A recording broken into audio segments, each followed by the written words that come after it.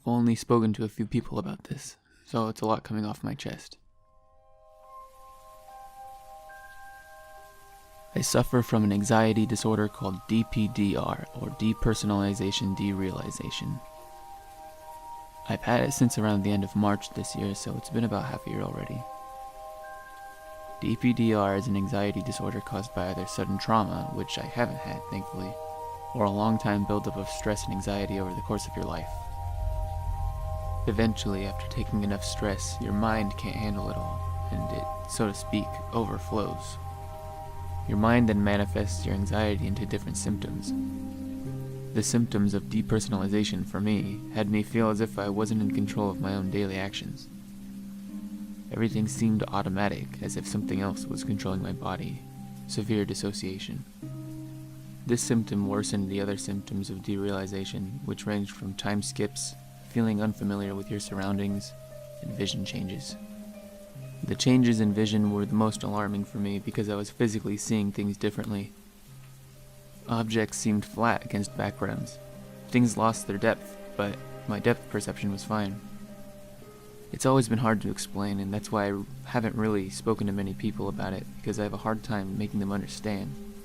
I don't quite fully understand myself, but the best way I think I've heard a description of this symptom is that you're no longer able to appreciate what you're seeing.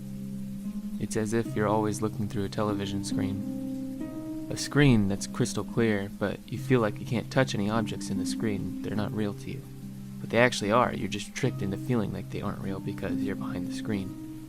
And that's why you feel unfamiliar with places, even if it's your own bedroom, because it looks fake. It looks as if it's coming from a screen, but it's not. It's coming from your own eyes. I didn't know what was going on when I first woke up with it. I figured I was tired the first few days I had it, and that my mind needed to rest, so I just let it go on.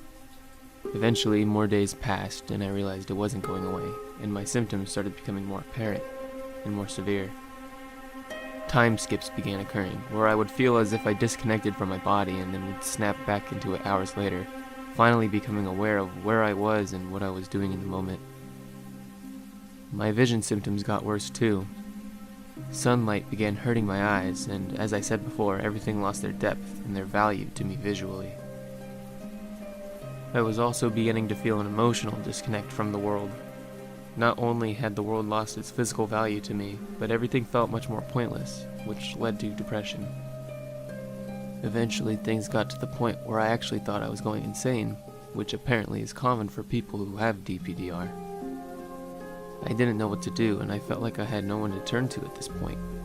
It had been a month since I first recalled having the change affect my daily life. I was at one of my lowest points then. It was only after I talked to people about it did things start getting better. Someone helped me figure out what was happening to me and how to treat it, and my life slowly started to improve.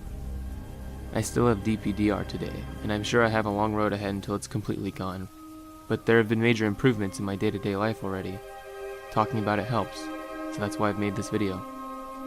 So to all the others who suffer from any form of anxiety or depression, there are others that can help you. If only you ask. Take heed, young weeds.